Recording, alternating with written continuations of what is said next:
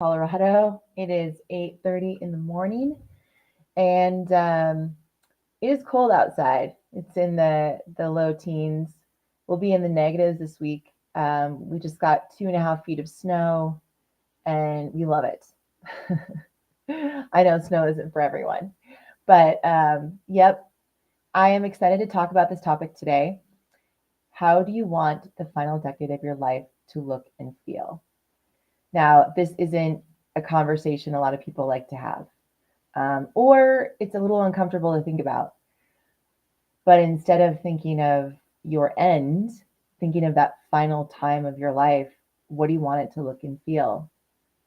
And maybe you've seen your parents or people that are a little bit older than you, how their final decade has gone or what that's like. And have you ever asked yourself, do you want your final decade to kind of look like that? Do you want your final decade to look like a bunch of pills and sitting around watching TV? Do you want your final decade to look like you out training and hiking and traveling the world and visiting family and being on adventures? What do you want it to look like? So that's what today is about. It's going to be a really short broadcast. Um, so I am Dr. Teresa Larson. I am the founder of Movement RX. I'm a Marine Corps veteran. And my job with my team is to provide leaders of organizations, those of us that a lot of people assume are okay, but oftentimes struggle just the same as anyone else, with opportunities to improve their well-being, which is their competitive advantage. Why? Because one, it helps them grow as human beings. It helps their company grow, right? It gives them a chance to be more creative and thoughtful and have more of a growth mindset, but also helps retain their people. That is what we do at Movement RX.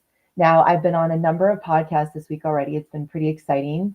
From New Delhi, a leader in New Delhi named Ash with the brand called You, to Carrie Siggins' Reflect Forward podcast, to Sit Rep with Willis. It's been pretty fun.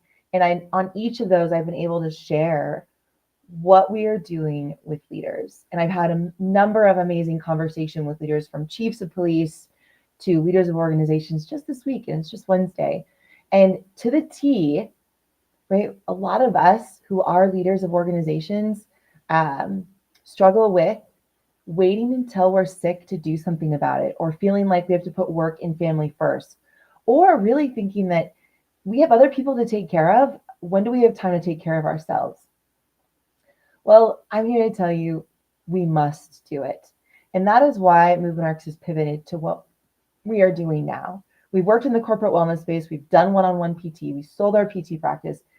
Now we are focusing on where the gap is in well-being, which is leadership. And I'm saying that as a leader myself, right? As a young Marine, I loved the Marines I worked with, but there was times I didn't feel like I mattered. It was only mission accomplishment and troop welfare. Now that was on me too, but I didn't get that example. I got an example of my Marines matter more, my mission matters more than myself, from my leaders. And when I was sick, it didn't seem like people cared too much. Now, I'm not blaming any service organization for that, but I think we can be better as human beings, better as leaders, and we've got to start within ourselves. If we want our people to take care of ourselves, we have to show we care about ourselves and set that example. Okay, so a little bit of, I want to do, let's see here, a quick announcement. We have a retreat happening in May, which I want you all to learn about. It's pretty awesome. It is the Be Well to Lead Well retreat. It is May 16th through 19th at the Glen Erie Castle in Colorado Springs. Pretty excited about it. It's just over the mountains from me. Beautiful, beautiful area. This castle, have you ever been to a retreat in a castle, first of all? Because if you haven't, well, now's your chance. It is for leaders. And the nice thing is they're leaders from all over the country, all over the globe, coming together from different areas, connecting. So I'm going to put that in the link after this broadcast, because we all know what happens when we multitask. doesn't work out too well. So I'm going to wait until after the broadcast to post that. But we have a retreat and then also a webinar coming up, which is around Be Well to Lead Well as well. And I'll give you tools right now to help you. Right, we've got 4 months between now and the retreat. So how can we help you now with the things you need to do, right, to not only lead but be well? And you actually need to be well to lead well. All right. So today is about longevity. And while it's about how do you want to live the final decade of your life, how do you want it to look and feel? If however you want that to look and feel, guess what? Guess when you got to take action on that? Right now. Right now. So I love this quote. I never want to fight in the ring. I want it in preparation. This was by Muhammad Ali. I'll read it again. I never want to fight in the ring. I want it in preparation. So there's this saying, right? I like to use the saying, choose your hard. You can choose, and I was actually sharing this on a podcast earlier. You can choose your hard of not doing anything now and letting stress in your life rule you, but you're going to have to make time for systemic disease later or losing physical capacity pretty quickly later, which is a big sign of aging. Maybe you won't get sick, and I hope not. But the thing is, there's high chances you will if you don't take care of yourself now. Or you can choose the hard of shifting out bad habits, bringing in good habits, doing what you need to do now to be healthy. So that's also hard, right? Getting up a little earlier, saying no to drinking as much, saying no to drinking, saying no to dessert every night, saying no to people that are toxic in your life. And what that does, gives you more freedom, not only now, but later on in your life. So you choose. Now, I'll give you some data here on aging in general. So the primary hallmark of aging is your physical capacity. All right, so physical capacity eroding. Now, you're going to, regardless, I think over the age of 60, 65, you're going to start to get stiffer, right, and lose muscle mass. Now, the question is how much muscle mass? Now, on average, right, as we age, we'll lose up to 20 pounds of muscle mass, 18 to 20 pounds of muscle mass. That's a lot. That muscle is what gives us a chance to like do things that are hard, right? And then we'll gain fat. We'll become stiffer. Now, the more active you are and the stronger you are, right, you'll lose less muscle mass. And yes, you're not going to make as huge gains as you did in your 20s, 30s, or 40s, as large gains, large gains, but you can still make gains, right? You never stop growing. Remember, there's the fixed mindset. We teach this a lot in our leadership trainings, fixed versus growth. The fixed mindset, a lot of you probably have a fixed mindset around injuries or pain or aging. This is just my life now. I'm not an athlete anymore. This is my age. No, right? Growth mindset is I can still grow and get stronger. I can still lift my best years are still in front of me. What do you want to have? Which one do you think gives you more freedom? Which way of thinking do you think will allow you to have a better life now and in the future? Now, because I've lost both my parents and lost friends, I think about the end. I know we're all going to pass. That's just a reality. You can use all the serums, take all the pills, but you are not going to last forever. Now, the question is, how do you want to live with the life you have? So, physical capacity is the telltale sign of aging, like decreasing of physical capacity. I've seen it with colleagues of mine who are in their 30s, in their late 20s, early 40s, already feeling and looking so much older because their physical capacity, they don't have a lot of strength, they don't move a lot, they're more sedentary because of their jobs or their kids, whatever they want to blame it on, right? You've probably seen that too. And then you've probably seen people who are in their 50s, 60s who feel amazing because they're super active, right? And they're out doing things, building strength, being active, getting their heart rate up, living their life, right? And they look so much younger. Maybe they look like they're in their early 50s or late 40s, whatever. You probably have experienced that. Maybe you've experienced that with yourself. So the key is for longevity is that, and you can start whenever. If you haven't started yet, now is the best time to start, because if not now, then when, is activity, getting your heart rate up consistently during the week, meaning 120 to 150 minutes a week of getting your heart rate up. That's like 30 minutes a day, 5 days a week. You do the math. Or more, right? This is a case for activity, exercise. 120, 150 minutes or more. And then the other one is strength, doing at least 2 days a week of strength training. Now I'll say at least 30 minutes of it. Pick upper body, pick lower body, do CrossFit, P90X, whatever you want to do. Just do some strength training. Building your upper body, building your lower body. It's not about muscle mass. It's about the mass, the muscle that can produce force, like your ability to produce force. So move things at a certain speed, right? Getting up out of a chair, getting on and off the floor, lifting your body weight, jumping up, right? Maybe going for a run. It's about the force your muscle produces. So one activity, you want to be able to get that heart rate up at least 120 to 150 minutes a week. And honestly, you could walk at a higher rate, higher pace, and get that heart rate up. You could run, you could swim, elliptical, rower, just do it. Okay, ski, snowboard, and then the other is strength training. Usually, what the patterns I've seen, even with great athletes, is they choose one, right? Just focusing on activity and aerobic capacity versus strength training. You need both. You want your body to stay strong and produce force. So there's a case I would suggest doing more than 2 days, but that's at least a minimum. Now, what that'll do is help you preserve your physical capacity. So as you age, you actually will lose less muscle mass, which means you'll be able to do more things and feel better over the long run, right? You'll gain less fat if you keep on that muscle.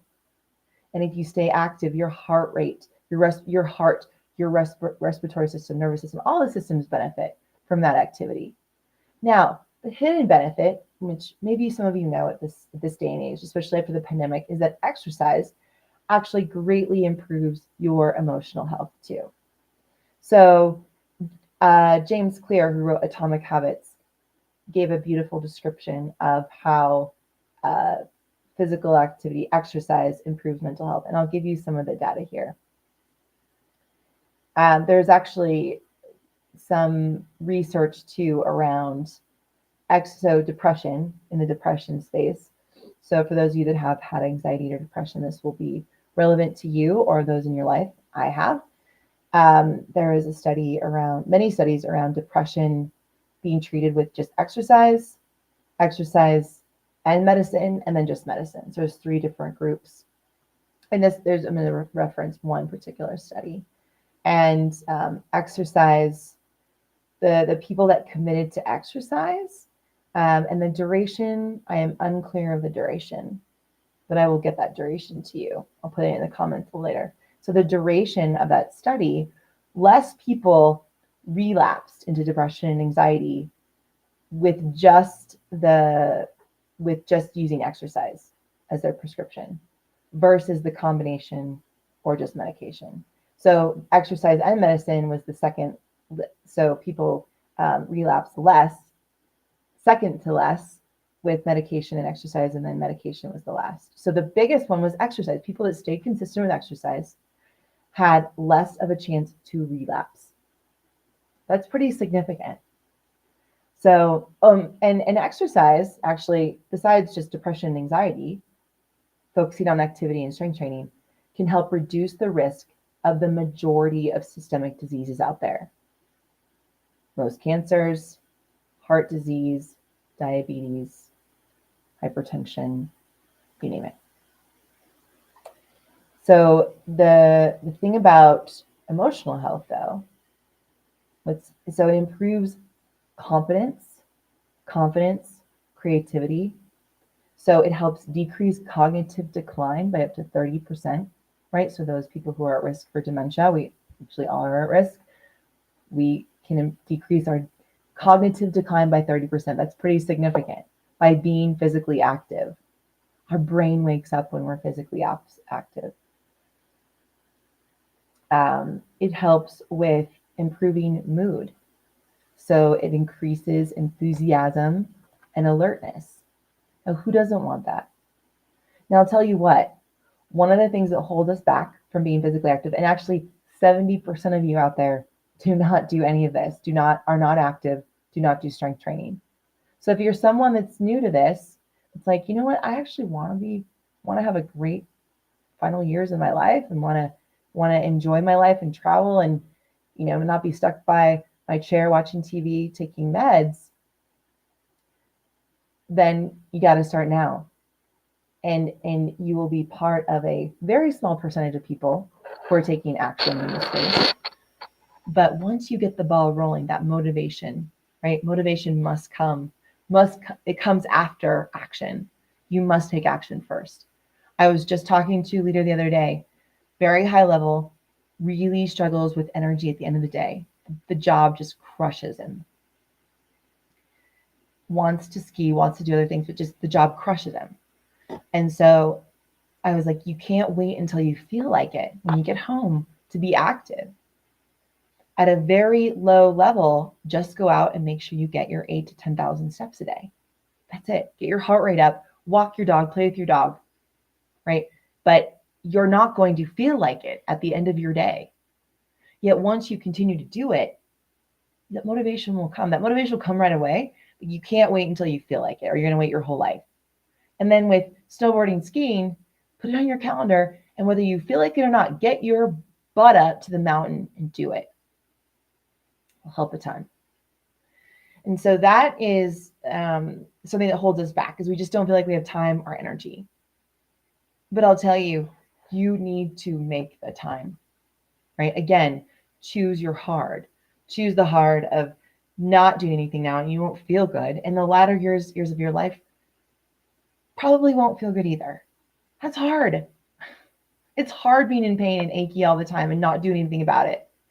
But some of us don't even realize that, versus the hard of getting up a little early, making time for a walk at the end of the day, on the weekends, doing your strength training, getting up a little early, going to the CrossFit class, whatever it is.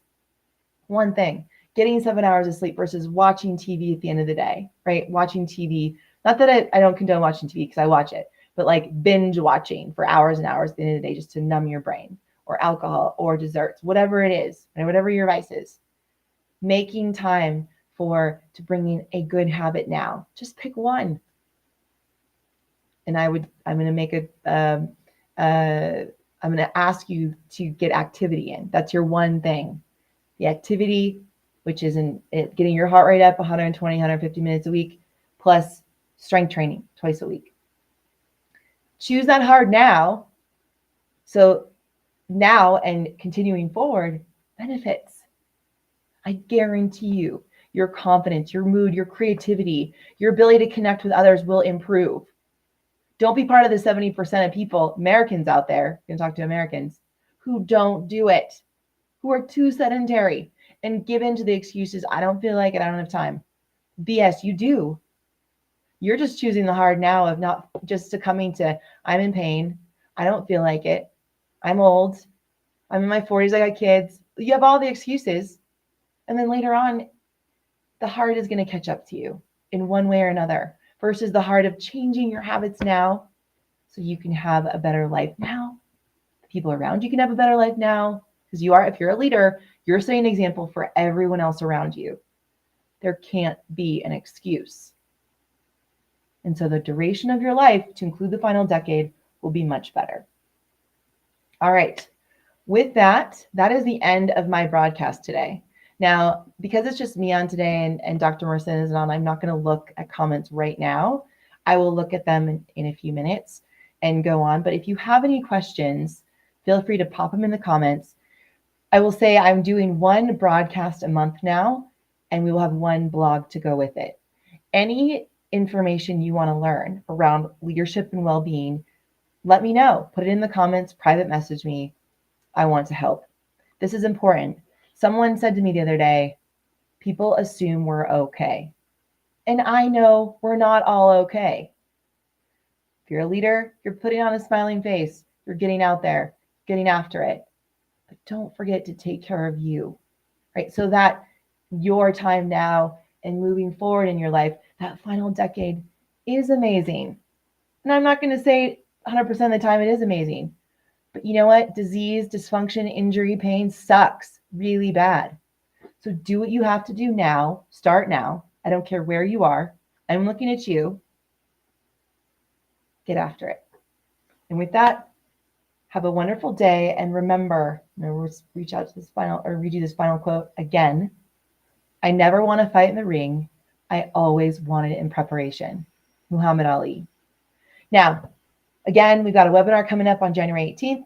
Quick announcement, which is at, I believe, 11:30 Mountain Time. I'll put that in the comments. It's about Be Well and Lead Well. And we have also a retreat coming up in May 16th through 19th. If you want to learn more about that retreat, come to our webinar on January 18th. I'm going to be teaching it with Will Schneider and John McCaskill.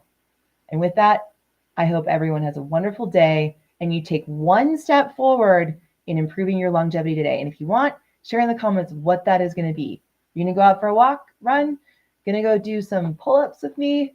Are you going to do some strength training? What's it going to be?